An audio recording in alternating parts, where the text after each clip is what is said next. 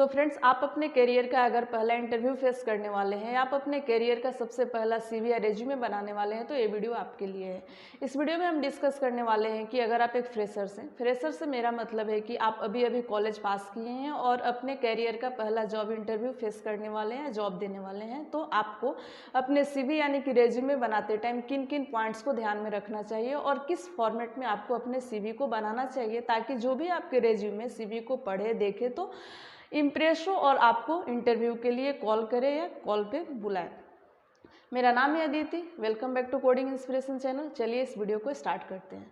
तो देखिए, सबसे पहले बात करते हैं, इंटरव्यू दो टाइप्स के होते हैं। पहला इंटरव्यू वो होता है कि जो हम न्यूज़पेपर में या कहीं से भी इंटरव्यू के बारे में हमें पता लगती है, तो हम अपने रेज्यूमे या सीवी को लेकर उस कंपनी में जाते हैं।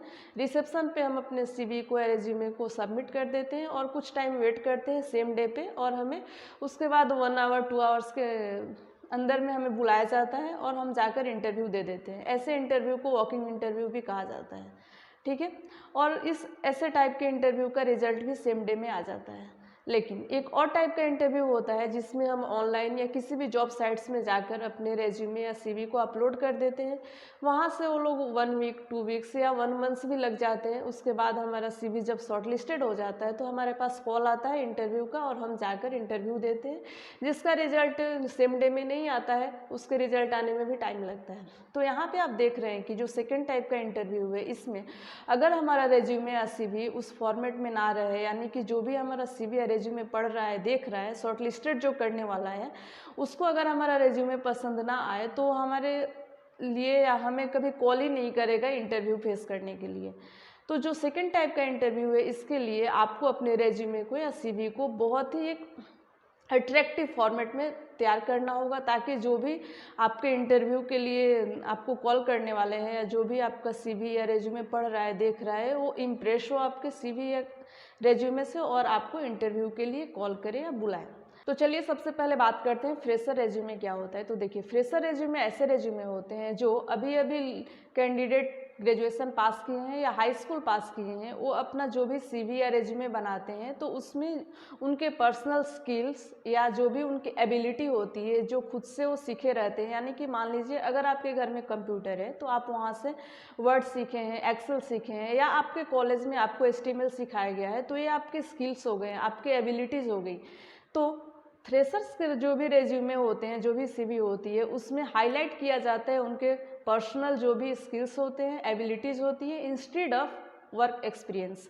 तो ऐसे रेज्यूमे जिसमें आपके स्किल्स और आपके पर्सनल एबिलिटी को डिस्क्राइब किया जाता है, हाईलाइट किया जाता है instead of work experience, freshers resume कहलाता है। नेक्स्ट बात कर लेते हैं, फ्रेशर्स के लिए कौन सा फॉर्मेट सही रहता है रेज्यूमे या सीवी बनाने के लिए। तो देखिए, जो लोग फ्रेशर्स हैं उनको अपने रेज्यूमे यानी कि सीवी बनाने के लिए फंक्शनल रेज्यूमे फॉर्मेट का यूज़ करना चाहिए, क्योंकि फंक्शनल फॉर्मेट रेज्यूमे जो होता है, इसमें कैंडिडेट अपने पर्सनल स्ट्रेंथ, पर्सनल एबिलिटी, जो भी उनके पर्सनल स्किल्स होते हैं, जो खुद से या कॉलेज में सीखे रहते हैं या फिर कहीं पे सर्टिफिकेट कोर्स किए रहते हैं, ये जो सारी चीज़ें हाईलाइट होती है, ये फंक्शनल रेज्यूमे फॉर्मेट में हाईलाइट किया जाता है। तो जो लोग फ्रेशर्स हैं, यानी कि जो लोग अभी अभी कॉलेज पास आउट किए हैं, उनको अगर अपने रेज्यूमे या सीवी को बनानी है तो उनको फंक्शनल रेज्यूमे फॉर्मेट का यूज़ करना चाहिए। नेक्स्ट बात करते हैं कि जो फ्रेशर्स कैंडिडेट है उनको अपने रेज्यूमे या सीवी बनाते टाइम किन किन पॉइंट्स को फॉलो करना चाहिए, ताकि उनके जो भी रेज्यूमे या सीवी है उनको सिलेक्ट किया जाए, शॉर्टलिस्टेड किया जाए और इंटरव्यू के लिए बुलाया जाए।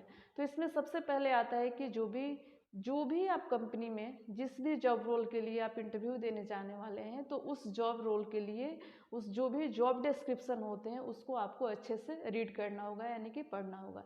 क्योंकि यहाँ पे एक चीज़ मैं आपको बता देना चाहूँगी कि जब आप इंटरव्यू देने जाते हैं तो कुछ बेसिक क्वेश्चंस है, जैसे कि tell me about yourself, ऐसे कुछ बेसिक क्वेश्चंस को छोड़कर देखा जाए तो आपको जो भी क्वेश्चन किए जाएंगे आपके रेज्यूमे से बेस्ड होंगे। यानी कि आप जो कुछ भी रेज्यूमे में मेंशन किए रहेंगे, जो कुछ भी आप अपने रेज्यूमे में लिखते हैं, उसी के ऊपर बेस्ड करके आपको क्वेश्चन किए जाएंगे। तो ये बहुत ज़रूरी है कि जब आप अपने रेज्यूमे या सीवी बना रहे हैं या जिस भी जॉब के लिए, जिस भी कंपनी के लिए आप अपने रेज्यूमे या सीवी बना रहे हैं, तो उस कंपनी के बारे में आपको सब कुछ रिसर्च कर लेना चाहिए। यानी कि आपको किस जॉब रोल के लिए आपको अप्लाई करना है, किस जॉब रोल के लिए आपको इंटरव्यू देने जाना है, वहाँ पे टाइमिंग क्या है, जितने भी डिटेल्स है उस कंपनी के बारे में, उस जॉब के बारे में आपको रिसर्च करके अपने सीवी को या रेज्यूमे को तैयार करना चाहिए। क्योंकि बेसिक क्वेश्चन के अलावा जो भी क्वेश्चंस किए जाएंगे आपसे वो सारे आपके रेज्यूमे पे बेस्ड होंगे। तो फ्रेशर्स कैंडिडेट को ये बहुत ज़रूरी है कि जब आप इंटरव्यू देने जा रहे हैं या अपने रेज्यूमे बना रहे हैं आप किसी भी इंटरव्यू के लिए, किसी भी जॉब रोल के लिए, तो आप उस कंपनी के बारे में, उस जॉब रोल के बारे में डिस्क्रिप्शन, नोटिफिकेशन को अच्छे से रीड कर ले, पढ़ कर ले। उसके बाद अपने रेज्यूमे में कुछ जो भी मेंशन करना है मेंशन करें। नेक्स्ट पॉइंट है कि आपको अपने रेज्यूमे बनाते टाइम फर्स्ट सेक्शन में आपको कॉन्टैक्ट इन्फॉर्मेशन इंक्लूड करना पड़ेगा। कॉन्टैक्ट इन्फॉर्मेशन इंक्लूड करने के टाइम में आपको 2 बातों का ध्यान रखना पड़ेगा। पहला कि जो भी आप मोबाइल नंबर वहाँ पे मेंशन करते हैं, ऐसा मोबाइल नंबर वहाँ पे मेंशन करें जिसको आप इजीली आंसर कर सके, यानी कि रिसीव कर सके। ऐसा ईमेल एड्रेस वहाँ पे मेंशन करें जिसको आप, अगर कोई आपको ईमेल करता है, कोई भी आपके पास मेल आता है तो आप उसका रिप्लाई कर सकें। नेक्स्ट स्टेप में आपको अपने समरी स्टेटमेंट को बहुत ही पावरफुल तरीके से मेंशन करना होगा। यानी कि अगर आप कॉलेज में किसी भी टाइप के किसी भी प्रोजेक्ट में कोई काम किए हैं तो उस प्रोजेक्ट में आपका जॉब रोल क्या था, आप कॉलेज में क्या क्या अचीवमेंट किए हैं, इस सारी चीज़ों को आपको समरी स्टेटमेंट में अच्छे से मेंशन करना होगा। बहुत ही डिस्क्रिप्टिव फॉर्म में, बहुत ही छोटे में, बहुत ही शॉर्ट में और बहुत ही अच्छे तरीके से आपको अपने समरी स्टेटमेंट को लिखना होगा, ताकि जो भी आपके समरी यानी कि आपके सीवी के जो भी मेन पार्ट होता है समरी स्टेटमेंट, उसको पढ़े तो उसको इम्प्रेसिव लगे, ताकि आपको इंटरव्यू के लिए कॉल कर सके। नेक्स्ट स्टेप में आपको अपने स्किल्स के बारे में मेंशन करना होगा, यानी कि आपके जो भी टेक्निकल स्किल्स हैं और सॉफ्ट स्किल्स हैं उनके बारे में आपको नेक्स्ट सेक्शन में मेंशन करना होगा। यानी कि आपके जो भी पर्सनल डिटेल्स थे, पर्सनल इन्फॉर्मेशन थे, फर्स्ट सेक्शन में आपने मेंशन कर दिया। नेक्स्ट सेक्शन में आप अपने जो भी समरी हैं, यानी कि कॉलेज में आप क्या क्या काम किए थे, किस किस प्रोजेक्ट पे काम किए थे, आपके जो भी अचीवमेंट थे आपने अपने समरी स्टेटमेंट में उसे डिस्क्राइब कर दिया। नेक्स्ट स्टेप में आपको अपने स्किल्स के बारे में मेंशन करना होगा, यानी कि आपके क्या क्या टेक्निकल स्किल्स है, आपके क्या क्या सॉफ्ट स्किल्स है, उसको आपको मेंशन करना होगा। अगर आप जिस जॉब के लिए अपने रेज्यूमे या सीवी बना रहे हैं उस जॉब का डिस्क्रिप्शन अच्छे से पढ़े हैं तो आपको वहाँ से ये पता चल जाएगा कि आप जिस जॉब के लिए अप्लाई करें उसके लिए आपको किन किन स्किल्स की ज़रूरत है। इसके अलावा अगर आपके कोई भी सॉफ्ट स्किल्स हैं उसे भी आप इस रेज्यूमे में, सीवी में, इस सेक्शन में मेंशन कर सकते हैं। एग्जाम्पल के लिए मान लीजिए आपको अगर कंप्यूटर की नॉलेज है तो आप वहाँ पे स्किल्स में मेंशन कर सकते हैं कंप्यूटर नॉलेज। अब आप यहाँ पे इंटरमीडिएट में हैं, एडवांस लेवल में आपको कंप्यूटर नॉलेज है, किस लेवल में आपकी कंप्यूटर नॉलेज है वो भी आप वहाँ पे स्किल सेक्शन में मेंशन कर सकते हैं। कम्युनिकेशन स्किल्स भी आपके स्किल्स में आती हैं। जो भी आपके टेक्निकल स्किल्स या सॉफ्ट स्किल्स हैं इस स्किल्स सेक्शन में मेंशन कर सकते हैं। इसके बाद आप अपने क्वालिफिकेशन, ट्रेनिंग या कोई भी आपके पास अगर सर्टिफिकेट कोर्स है उसके बारे में यहाँ पे मेंशन कर सकते हैं। एग्जाम्पल के लिए आप स्क्रीन पे देख सकते हैं, यहाँ पे आपको अगर कॉलेज में किसी भी टाइप का कोई भी प्राइज़ मिला है उसके बारे में भी इस सेक्शन में आप मेंशन कर सकते हैं। नेक्स्ट सेक्शन में आपको अपने वर्क एक्सपीरियंस के बारे में मेंशन करना होगा। आपका CV as a functional resume format में है, यानी कि आपका सीवी फ्रेशर्स के लिए बनाया गया है। इसका मतलब ये नहीं है कि आपके पास वर्क एक्सपीरियंस नहीं है। अगर आप अपने कॉलेज में किसी प्रोजेक्ट में काम किए हैं तो उस प्रोजेक्ट के बारे में, उस प्रोजेक्ट का नाम लिखकर आप अपने जॉब रोल के बारे में, यानी कि उस प्रोजेक्ट में आप क्या किए थे उसके बारे में मेंशन कर सकते हैं और यही आपका जॉब एक्सपीरियंस होगा।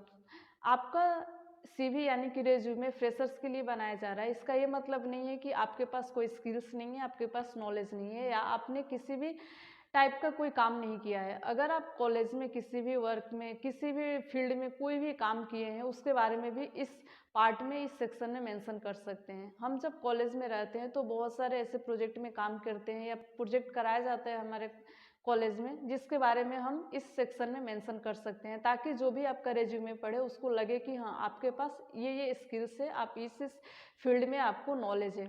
एग्जाम्पल के तौर पे आप स्क्रीन पे देख सकते हैं। तो फ्रेंड्स, अगर आप एक फ्रेशर कैंडिडेट हैं तो आपको इसी स्टेप में, इसी फॉर्मेट को फॉलो करके अपना रेज्यूमे यानी कि सीवी को बनाना होगा। सबसे पहले सेक्शन में आपको अपने कॉन्टैक्ट इन्फॉर्मेशन डिटेल्स देने होंगे, जिसमें आपको ऐसा मोबाइल नंबर, ईमेल एड्रेस देना होगा जिस पे आप रिप्लाई कर सके, क्विकली रिप्लाई कर सके। दूसरे स्टेप में आपको अपने जो भी समरी है या जो भी प्रोजेक्ट में आपने काम किया है कॉलेज में या जो भी आप खुद से अपने घर में अपने कंप्यूटर में जो भी काम किए हैं उसके बारे में आपको अपने समरी में मेंशन करना होगा। आपका समरी जो होगा बहुत ही स्ट्रांग होना चाहिए, बहुत ही छोटा होना चाहिए, लेकिन जो भी आपका समरी पढ़े वो इम्प्रेस हो, ऐसा आपका समरी होना चाहिए। फ्रेंड्स, इन सारे स्टेप्स को फॉलो करने के बावजूद भी आपको कुछ चीज़ें ध्यान में रखनी होगी। सबसे पहले कि आपको अपने हॉबीज़ और इंटरेस्ट को भी अपने रेज्यूमे में मेंशन करना होगा, यानी कि आपकी क्या हॉबीज़ है, आप किस में इंटरेस्ट रखते हैं, इसके बारे में भी आप अपने रेज्यूमे में मेंशन कर सकते हैं।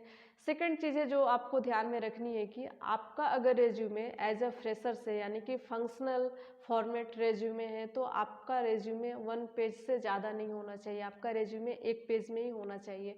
तो फ्रेंड्स, इन सारी चीज़ों को ध्यान में रखकर अगर आप अपना रेज्यूमे CV बनाते हैं तो आपको इंटरव्यू के लिए कॉल आ सकता है। आपका जो भी रेज्यूमे होगा, आपका जो भी CV होगा, वो जो पढ़ेगा या देखेगा वो इम्प्रेस होगा और आपको कॉल करने के बारे में सोचेगा, यानी कि इंटरव्यू के लिए आपको बुलाने के बारे में सोचेगा। तो बस आज के इस वीडियो में इतना ही। मुझे उम्मीद है कि ये वीडियो आप लोग के लिए यूजफुल रहा होगा। अगर वीडियो यूजफुल रहा हो तो प्लीज़ इस वीडियो को लाइक कर दीजिएगा, शेयर कर दीजिएगा और मेरे चैनल को अगर आप अभी तक सब्सक्राइब नहीं किए हैं तो सब्सक्राइब कर लीजिएगा। Thank you.